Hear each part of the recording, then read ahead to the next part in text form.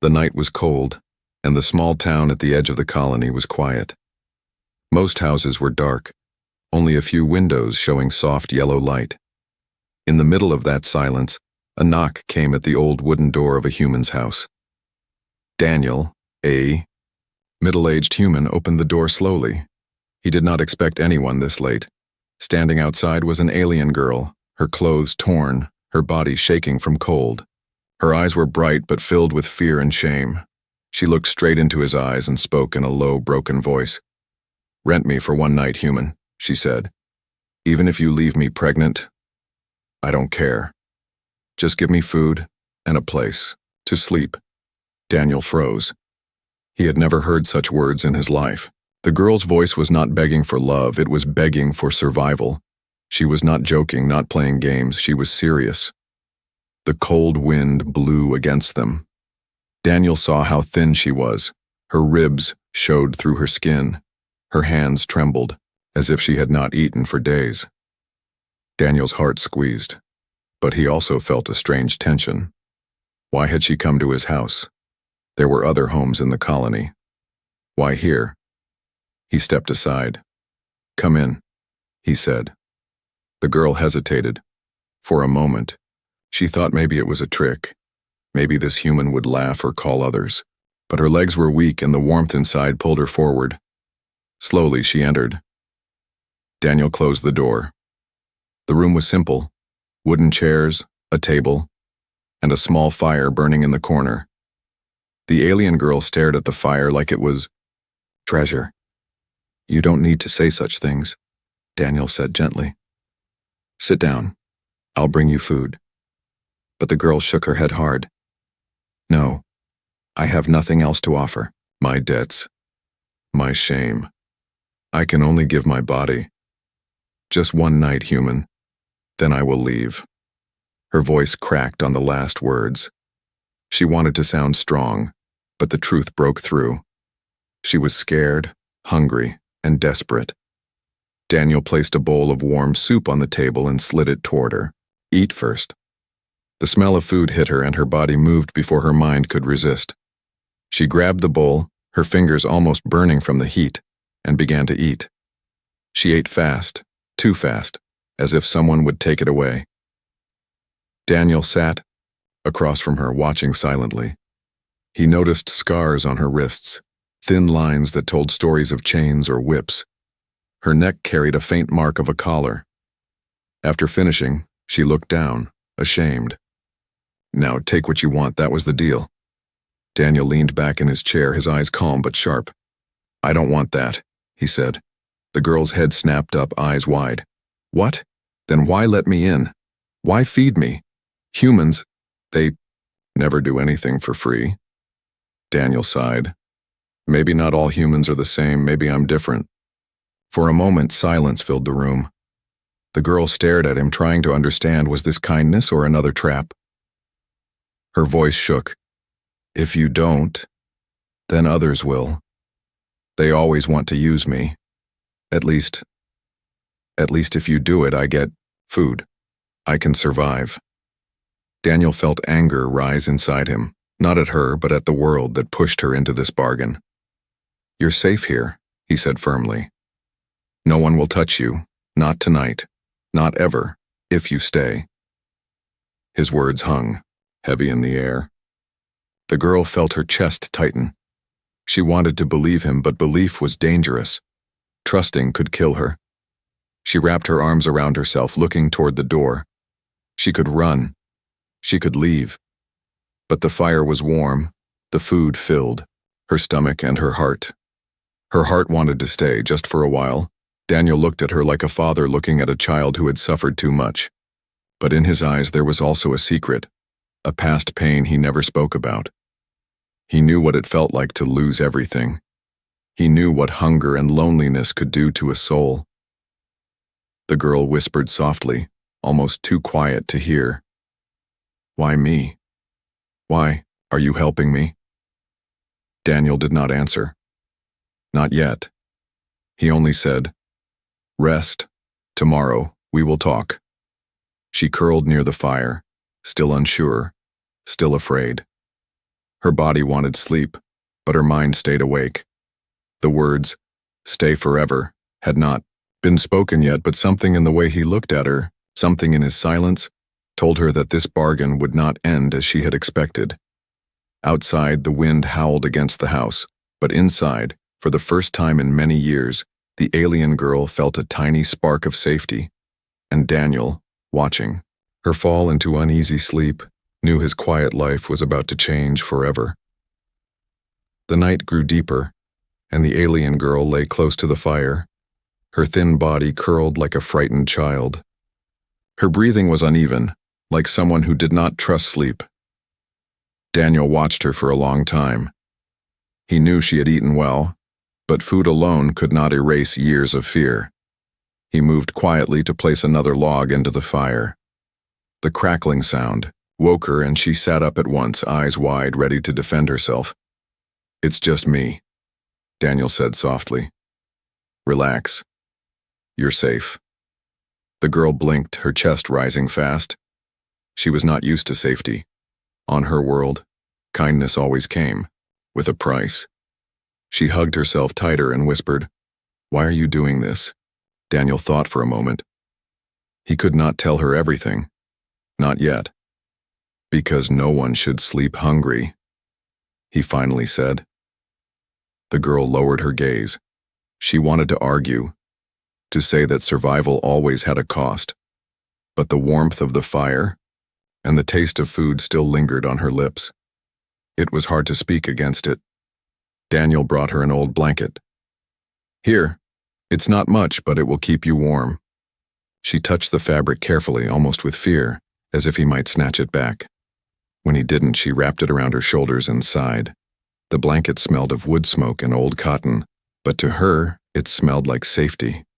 For a long time, silence filled the small room. The girl's eyes wandered over the simple walls, the shelves with a few books, the small tools lying near the door. Nothing rich, nothing powerful, just a home. Finally, she asked, "What's your name?" "Daniel," he replied. She hesitated before answering. "My name is Lyra." The name hung between them, fragile and unfamiliar. Daniel repeated it slowly, almost kindly. "Lyra." Her lips trembled. She was not used to hearing her name spoken, without anger or demand. On her world, people called her Detmark, property, rented one. Hearing her true name again felt strange. Daniel poured her a cup of warm water and handed it over. "Tell me, Lyra, why come to me?" Her eyes darkened. She looked at the flames instead of him. "I didn't choose. I was pushed. They told me if I didn't bring back credits tonight, they would take me again. I ran. I saw the light in your house, that's all." Daniel's jaw tightened. He had guessed it already, but hearing it made his chest heavy. Lyra turned her face toward him, testing his reaction. Most humans would laugh or take advantage, but Daniel's eyes only showed quiet anger, not at her but at the cruelty that hunted her. "You don't have to go back," he said firmly. Her hands tightened around the cup. "I have no choice. Debts don't vanish. If I don't pay, they will come for me, maybe even here." Daniel looked at the fire, his thoughts hidden. He knew she was right. If hunters came, they would not leave easily. Still, something inside him refused to let this girl go back to that life. "You need rest," he said at last. "Sleep now. Tomorrow, we will think of something." Lyra lay down again, pulling the blanket close, but her eyes stayed open. She whispered, "Humans always want something. You say I'm safe. But what do you really want?" Daniel turned his face away so she could not see his pain. He remembered another voice from long ago, his wife's voice, before the war took her away. He remembered how she once asked him the same question. "What do you want, Daniel?" He wanted to say, "I want my family back. I want the world to be kind again." But instead he whispered, "I only want you to survive." Lyra's throat tightened. She wanted to laugh, to call him a liar. But something in his tone broke through her defenses. She slowly closed her eyes, though sleep was fragile, ready to break with the smallest sound. Hours passed. Outside, the colony street was empty, the wind pushing dust along the ground. A shadow moved in the distance, two figures dressed in black scanning the houses. They carried shock staves and scanners. Inside, Daniel finally dozed in his chair, but his instincts woke him as the shadows drew closer. He looked out the window and saw them moving slowly down the street. Hunters. His hand clenched. If they were looking for Lyra, then danger was already at his door. He turned back to her. She was asleep at last, her face soft and almost peaceful in the glow of the fire. For a moment, she looked like any normal girl, not someone broken by debt and cruelty. Daniel whispered to himself, "You're safe here. I'll make sure of it." But in his heart, he knew safety would not come easy. The bargain she had offered was only the beginning. The real fight was yet to start. The morning sun crept into the small house, painting the walls with pale light. Daniel was already awake, boiling water for tea. His eyes were heavy with little sleep, but his mind stayed sharp. He kept listening for any sound outside. The hunters from last night had not knocked, but he knew they were close. On the floor near the fire, Lyra stirred. She blinked at the light, confused for a moment before remembering where she was. Her hand quickly touched her body, as if to check if she had been harmed. When she realized nothing had happened, her chest rose and fell with relief. Daniel placed a cup of tea near her. "Good morning." She sat up slowly, clutching the blanket around her shoulders. "You didn't touch me," she whispered, as if still shocked. Daniel looked at her with calm eyes. "I told you. You're safe here." Her lips trembled. She wanted to believe him, but disbelief was carved deep into her soul. She took the cup with shaking fingers and sipped carefully. The warmth spread through her body, but it could not melt the ice inside her heart. After a while, Daniel asked gently, "Lyra, tell me the truth. Who are you running from?" Her body stiffened. The cup rattled in her hands. She stared at the flames again, the way she always did when she didn't want to meet his eyes. "I wasn't always like this," she said finally, her voice flat, distant. "I was born in the inner colonies. My family was poor, but we had a small home. My mother used to sing, my father used to work in the mines. We were happy, even with nothing."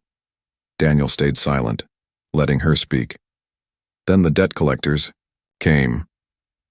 My father borrowed money to treat my mother's sickness. When he couldn't pay back, they took everything. The house, the little things we owned. Then they took us." Her hands moved unconsciously to her wrists, rubbing the scars Daniel had seen. "They put collars on us, said we belonged to them until the debt was paid. But the debt only grew. Every meal, every night, every breath, they turned it into more numbers." Her voice cracked. "My father died in the mines. My mother was sold. I never saw her again. And me." She pulled the blanket aside, showing faint marks on her arms, burns and cuts that had healed badly. "I was rented, to whoever had credits." Daniel's jaw clenched, but he forced himself to stay calm. He had seen pain before on the battlefield in the eyes of refugees, but every time it felt like a knife twisting in his chest. Lyra's eyes filled with tears, but she kept speaking. "Do you understand now? That's why I came to your door. That's all I know. If I want food, I must sell myself. If I want to live, I must be owned. There is no other way." Daniel leaned forward, his voice low but strong. "There is another way. Here, with me." She shook her head sharply, almost angry. "Don't lie.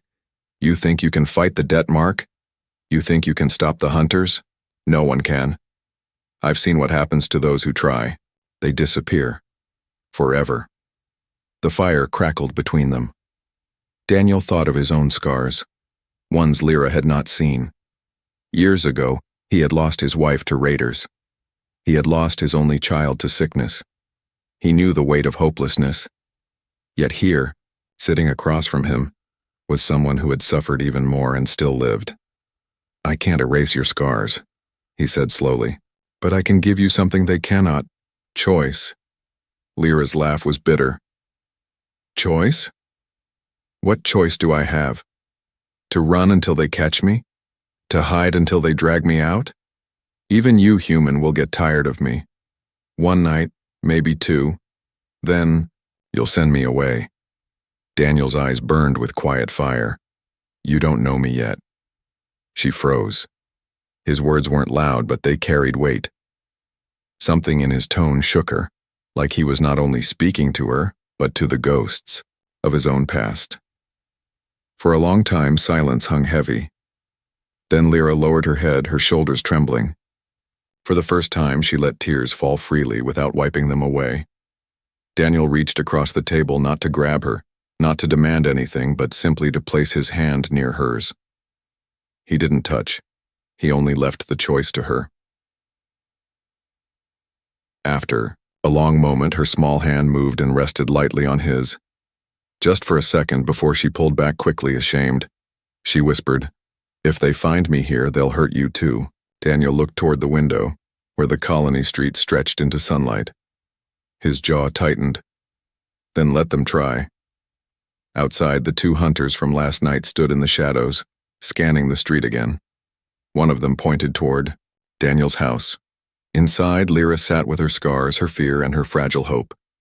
Daniel knew the storm was coming, but he also knew he would not let her face it alone. The day passed slowly inside Daniel's house. Lyra barely moved from her spot near the fire. Even when the warmth touched her skin, her body remained tense, as if she was waiting for the door to break open at any moment. Daniel worked quietly. He cut wood, cleaned his tools, and kept checking the window every hour. He noticed shadows passing on the street more than once. Hunters. Their black uniforms were easy to recognize. He said nothing to Lyra, but his eyes stayed sharp. By evening, a heavy silence filled the house. Daniel cooked another meal, bread and stew. He placed the bowl in front of Lyra. She hesitated at first, then began to eat, slower this time, as if she finally trusted it wouldn't be taken away. Halfway through, she stopped and looked at him. "Why are you doing this?" she asked again, her voice more desperate than curious. "You could have thrown me out, you could have called the hunters. Instead, you risk everything." "Why?" Daniel didn't answer right away. He stirred his own stew, staring into the bowl. Memories of his wife and daughter haunted him, faces that never returned after the war. He had lived alone ever since, surviving day by day in silence. Now in front of him was a girl carrying scars that echoed his own emptiness. Finally he said, "Because no one should live like property. Not you. Not anyone." Lyra's eyes widened. No one had ever spoken to her like that. She lowered her gaze quickly, afraid of what she might feel if she looked too long into his eyes. Night returned, wrapping the colony in darkness. Outside, the hunters prowled, their voices muffled, their boots crunching against the dirt road. Daniel tightened the lock on his door. Lyra curled into the blanket again, but sleep refused to come. Every creak of wood made her flinch. Every gust of wind sounded like footsteps. Finally, she whispered, "They will come here. You can't stop them." Daniel sat in his chair, leaning forward with his elbows on his knees. His voice was low, but steady. "If they come, I'll face them." She shook her head. "You don't understand. Hunters don't just take the debt marked. They punish anyone who helps them. If they see me here, they'll take you too." Daniel's face hardened, but his eyes softened when he looked at her. "Then let them try." The words shocked her. No one had ever chosen danger for her sake. No one had ever said they would stand beside her. Lyra pulled the blanket tighter. Her throat was dry, her heart racing. She wanted to ask why he cared, but the words stuck inside her. Instead, she whispered, "You're strange. For a human." Daniel almost smiled, but the sadness in his eyes remained. "Maybe strange is what you need." Hours passed. The fire burned low. Lyra lay awake, her back turned toward him.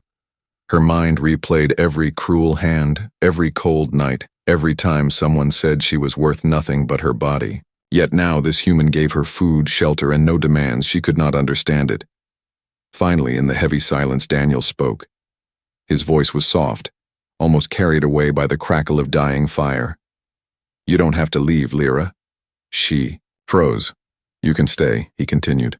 "Not just tonight, not just until they stop looking. Stay as long as you want. Stay forever."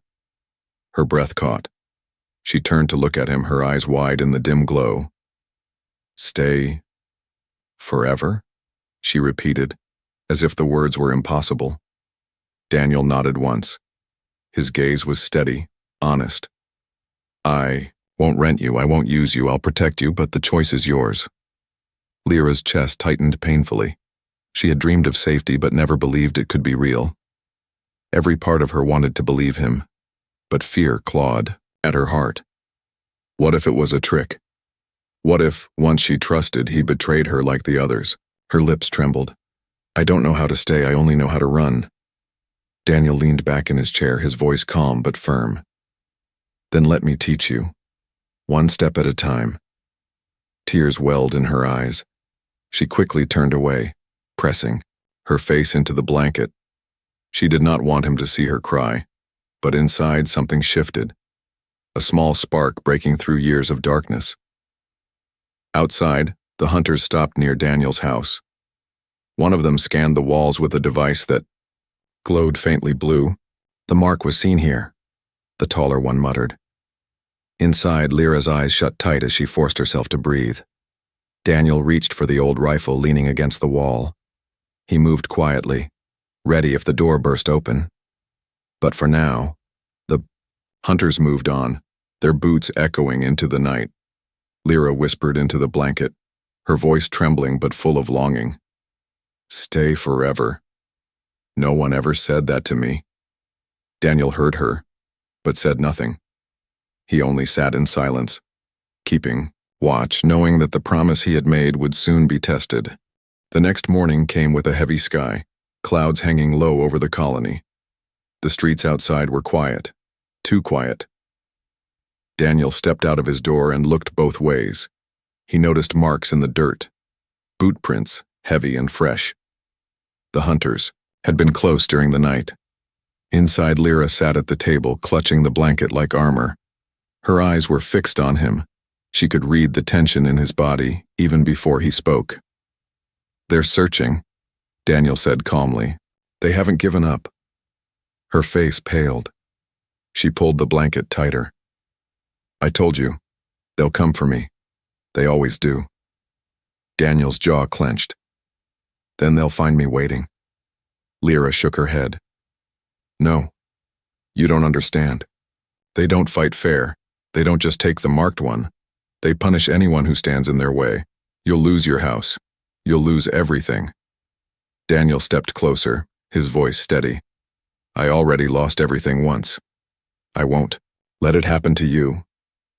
Her lips trembled. She wanted to scream at him for being foolish, for risking himself. But when she looked into his eyes, she saw no fear, only resolve, and that frightened her even more because it made her want to believe him. By noon, the colony square was buzzing. Whispers spread quickly. "Hunters are here. They're looking for a runaway." Daniel and Lyra stayed hidden in his house, but the sound of boots echoed again and again outside. Suddenly, a heavy knock shook the door. Daniel grabbed his old rifle and motioned for Lyra to stay quiet. She pressed herself against the wall, her heart hammering so loudly she thought it would give her away. The knock came again, harder this time. Then a cold voice called, "Open the door, human. We know she's inside." Daniel took a breath and opened the door slowly. Two hunters stood there, tall and armored, their eyes hidden behind black visors. The taller one carried a scanner glowing faintly. "We tracked her mark here," the hunter said flatly. "The alien girl.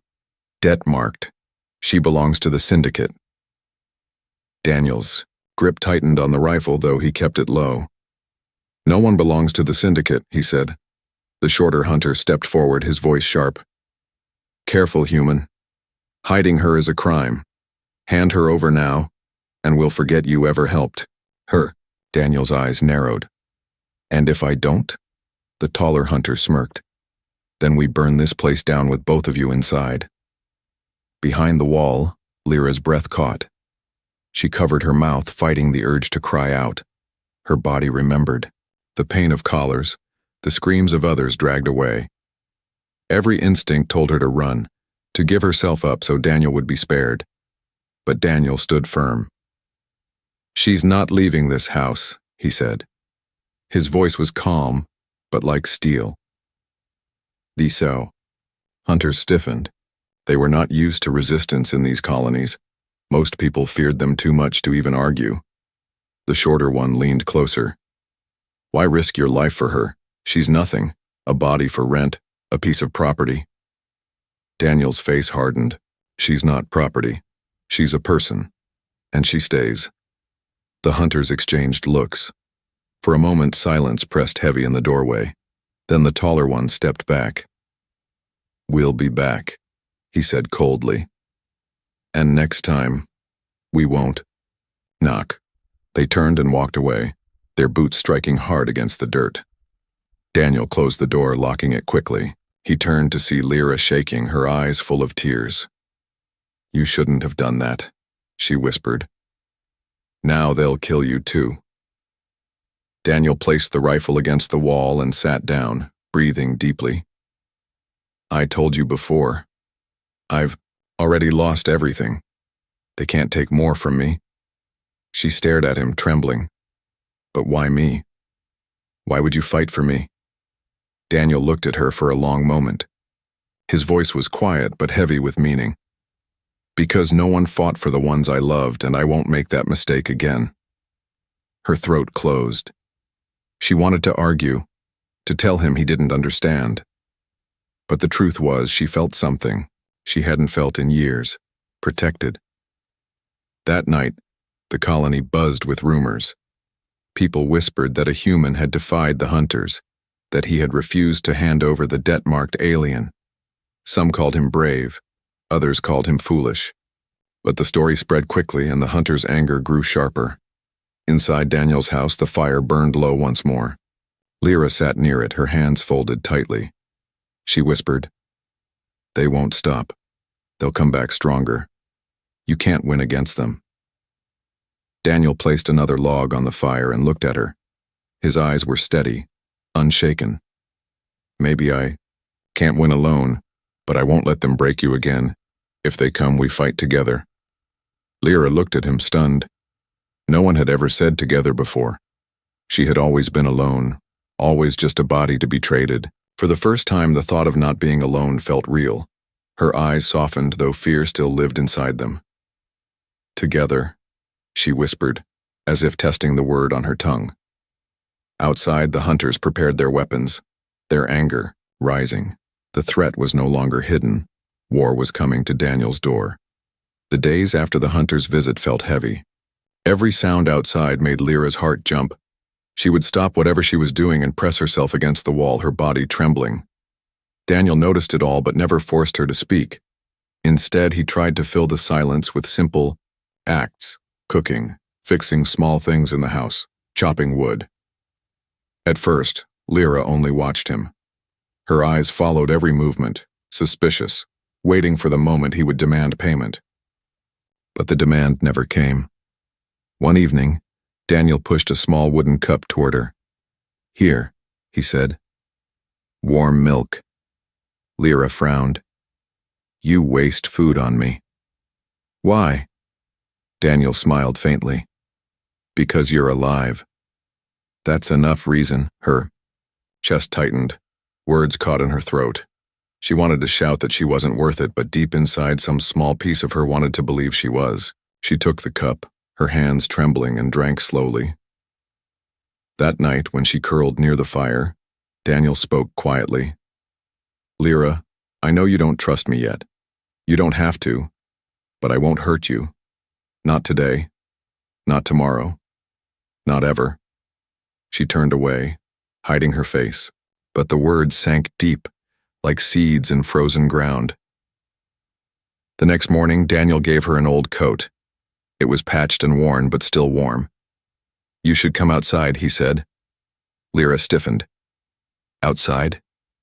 Are you mad?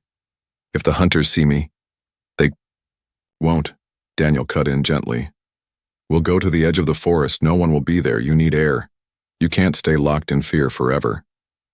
For a long moment she stared at the coat in his hands. Then slowly she reached out and took it. The forest was quiet, filled with the smell of pine and damp earth. Lyra walked beside Daniel, her steps small, cautious. Every snap of a twig made her flinch. Daniel pretended not to notice, but he stayed, close, ready to shield her if needed. At a clearing, she stopped. Sunlight poured through the trees, warm and golden. She tilted her head back, closing her eyes. For the first time in years, she felt light touch her skin without chains around her neck. Daniel watched her silently. Her face, usually tense with fear, softened. For a brief moment, she looked young, free, almost like someone who had never been broken. "Beautiful," Daniel murmured. Her eyes snapped open, suspicion flashing. "What did you say?" He cleared his throat. "The forest, it's beautiful." She studied him for a moment, then looked away, her cheeks warming. Back at the house, Lyra began to change in small ways.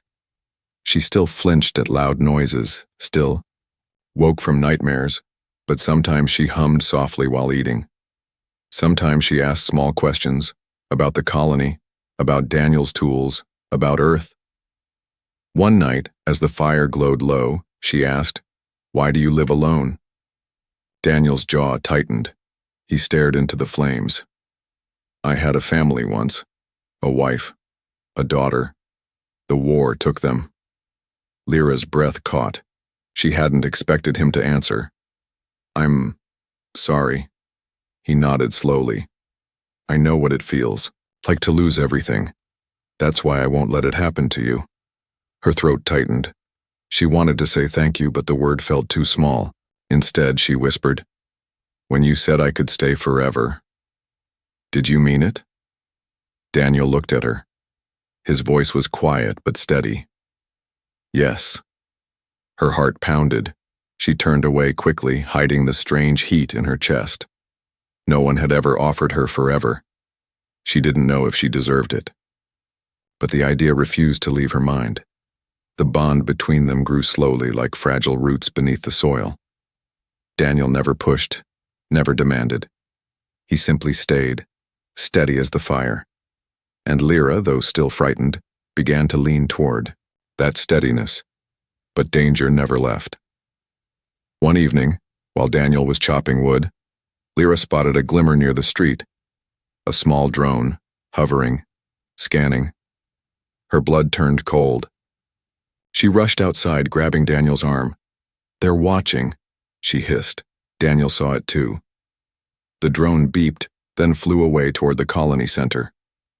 "They'll be back," Lyra whispered, panic in her voice. "With more men. With fire."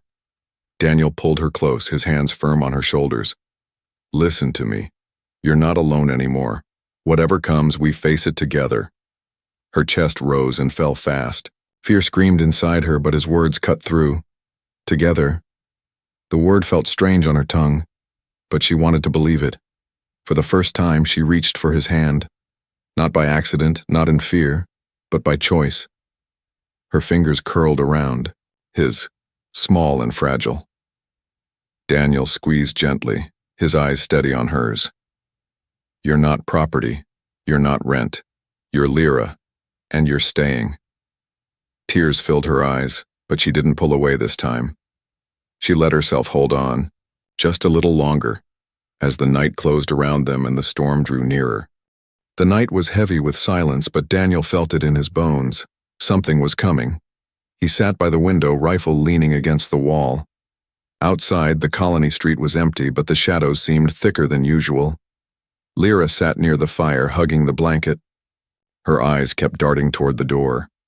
For days now, she had felt it too. The hunters were closing in. Finally, she whispered, "When they come, let me go." Daniel turned his head sharply. "No," her voice cracked. "You don't understand. If they find me here, they'll destroy you too. Your home, your life, everything. You've already risked enough. I can't let you. Daniel cut her off. You think I care about a house, about things? I care about you, Lyra. Her breath caught. The firelight flickered on her face, revealing fear mixed with something else. Something softer. But I'm not worth it, she said. Daniel's eyes softened, but his tone was steady. Yes, you are. Before she could answer, the sound of boots thundered down the street. Then came the knock, louder than ever, shaking the door. Human, a voice roared. Open the door, hand over the girl, or we burn this place to ash. Lyra's body shook. She rose to her feet, ready to run to the door, ready to give herself up to save him. But Daniel stepped in front of her, his broad frame blocking the way. Stay back, he said firmly. The door rattled again, then a voice sneered. This is your last chance, open or die. Daniel gripped the rifle, his finger near the trigger, but his voice was calm when he spoke. You won't take her. The door burst open. 2 hunters stormed inside, weapons raised. Behind them, more shadows moved in the street. Lyra gasped. No, Daniel! Daniel fired once, a warning shot into the wall near the hunters.